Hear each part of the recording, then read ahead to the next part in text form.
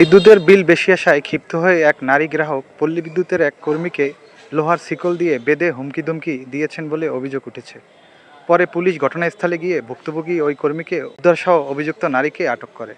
আজ মঙ্গলবার সকালে বরগুনা সদর উপজেলার ৫ নং আইলাপাতাকাটা ইউনিয়নের পাকুরগাছিয়া এলাকায় এ ঘটনা ঘটে। ভুক্তভোগী মাঠকর্মী যাকে আটক করা হয়েছে তার নাম দাস শিবরতন।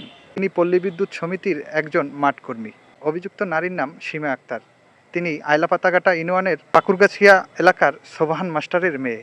পুলিশ ও পল্লী বিদ্যুৎ অফিস সূত্রে জানা গেছে, গ্রাহকদের কাছে বিদ্যুতের বিল পৌঁছে দিতে আজ সকাল ৯টার দিকে পাকুরগাছিয়া যান শিবরতন।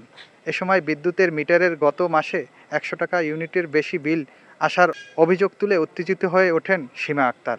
এক পর্যায়ে শিবরতনকে লোহার শিকল দিয়ে বেঁধে ফেলে মারধরের হুমকি দিতে থাকেন তিনি।